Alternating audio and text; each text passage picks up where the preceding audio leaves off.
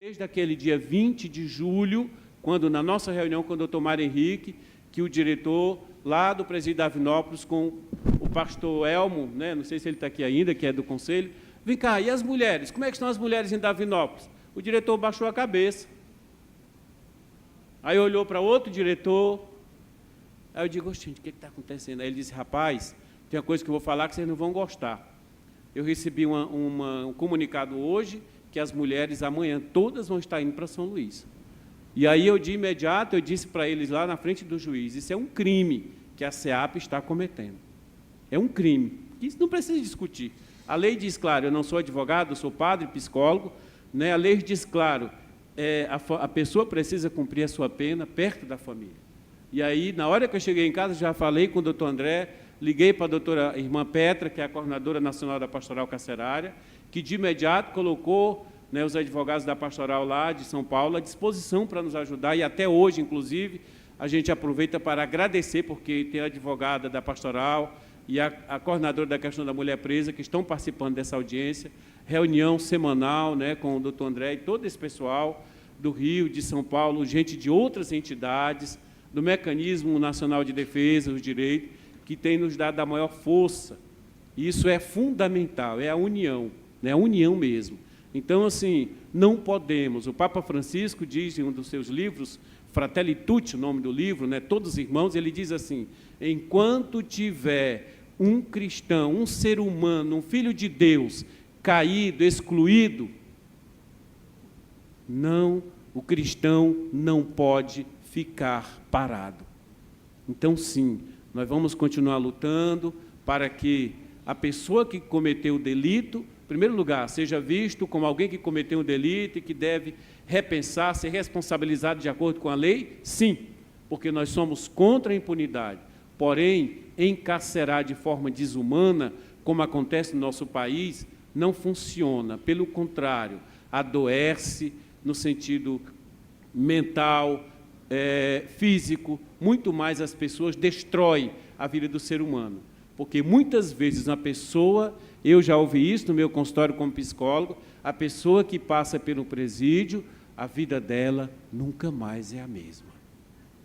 Ela fica marcada para sempre internamente, né? E aí, enquanto que tem uma pessoa privada de liberdade, tem 5 ou mais da família que, de alguma forma, também está sofrendo, né, com aquela situação. Então, por isso que a gente precisa continuar caminhando. Parabéns a todos e, com a graça de Deus, sim, nós vamos continuar lutando pelo Estado, pela cidade de Imperatriz, pelo país que nós sonhamos, aonde, de fato, o ser humano seja colocado como sujeito e não como um mero objeto ou um produto de lucro, como muitas vezes é colocado no sistema prisional em outros setores do Estado. Muito obrigado a todos e todas. Eu gostaria de iniciar essa fala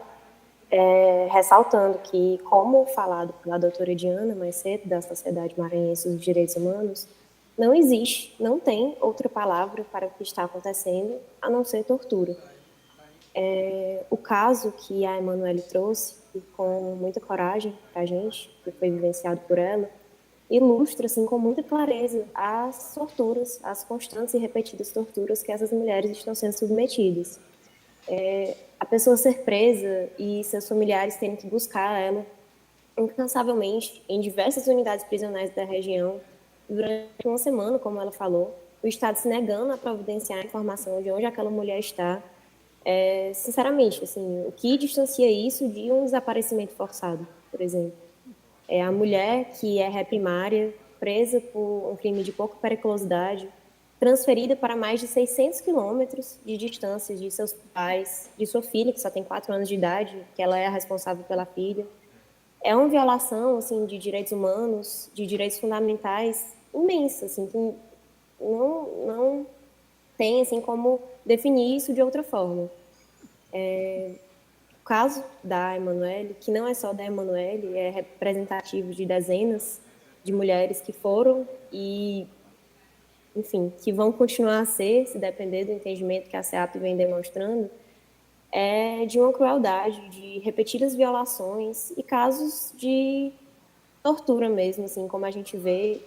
dos relatos que vêm sendo trazidos, a pessoa ser transferida em uma viagem longa, algemada, em uma viatura, em um camburão completamente insalubre, como ela falou, assim, completamente sujo, com absorventes usados, sem nenhum tipo de ventilação, por mais de 10 horas, sem nenhum tipo de ventilação, da pessoa chegar e ter que passar dias com o mesmo uniforme, tendo seu acesso à água, seu acesso a banheiro quase que inteiramente afastados durante quase que um dia inteiro. Assim, é de uma situação tão absurda que não tem como você definir isso a não ser como uma violação muito intrínseca mesmo dos direitos da pessoa humana. Como foi falado, assim, não tem como você tolerar isso a não ser que você deixe de considerar que aquelas pessoas, pelo fato de elas estarem privadas de liberdade, elas deixem de serem seres humanos. O Estado, como dito pela doutora Conceição, do Centro de Direitos Humanos Padre Josimo,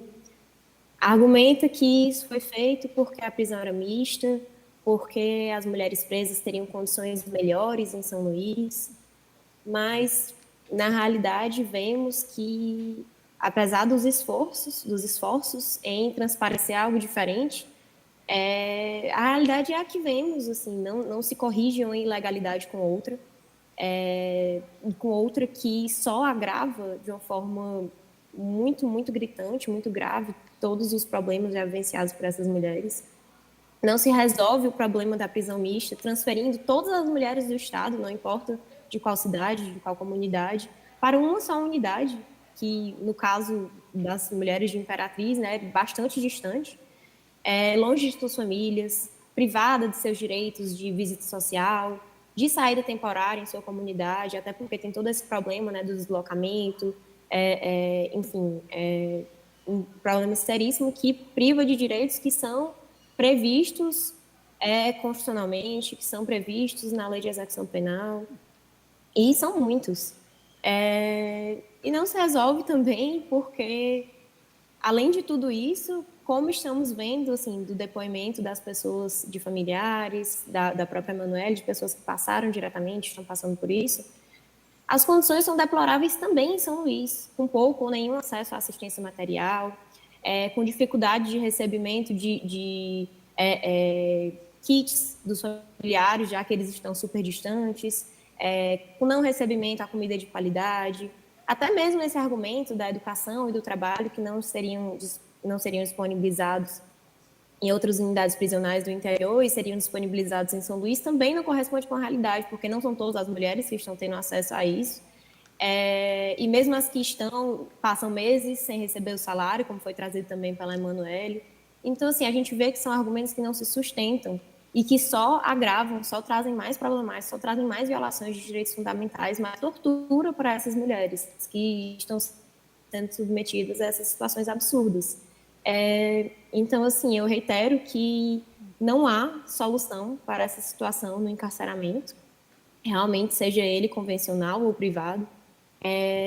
a partir da constatação de que a própria Secretaria de Estado de Administração Penitenciária reconhece as ilegalidades sofridas pelas mulheres nas unidades prisionais nas quais elas antes se encontravam, nós entendemos que não se pode resolver tal problemática com essa transferência arbitrária dessas mulheres para longe de suas comunidades, longe de suas famílias, e sim a partir da elaboração de políticas públicas que devem aliviar as condições degradantes